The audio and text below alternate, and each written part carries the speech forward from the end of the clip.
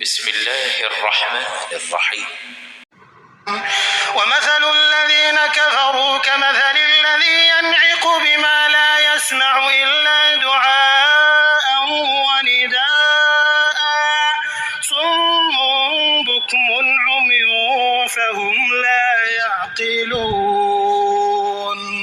يا أيها الذين آمنوا كلوا من طيبات ما رزقناكم واشكروا لله إن كنتم إياه تعبدون. إنما حرم عليكم الميتة والدم ولحم الخنزير وما أهل به لغير الله، فمن اضطر غير باغ ولا عاد فلا إثم عليه، إن الله غفور رحيم. إن الذين يكتمون ما أنزل الله من الكتاب ويشترون به ثمنا قليلا أولئك ما يأكلون في بطونهم إلا النار، ولا يكلمهم الله يوم القيامة ولا يزكيهم ولهم عذاب أليم.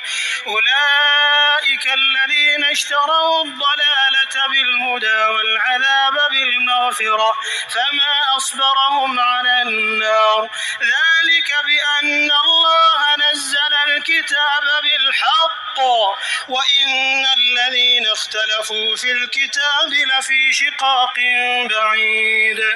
ليس البر أن تولوا وجوهكم قبل المشرق والمغرب ولكن البر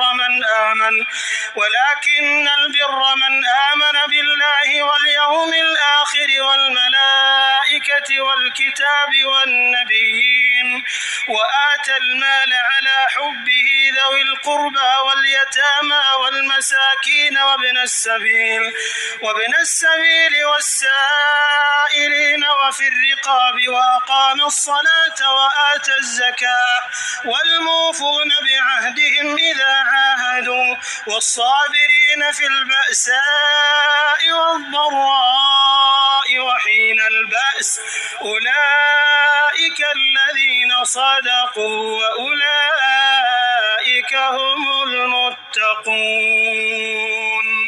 يا أيها الذين آمنوا كتب عليكم القصاص في القتلى، الحر بالحر والعبد بالعبد والأنثى بالأنثى، فمن عفي له من أخيه شيء فاتباع بالمعروف وأداء إليه بإحسان، ذلك تخفيف من ربكم ورحمة، فمن اعتدى بعد ذلك فله عذاب أليم.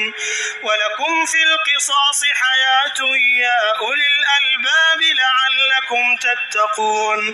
كتب عليكم إذا حضر أحدكم الموت إن ترك خيرا الوصية للوالدين والأقربين بالمعروف حقا على المتقين.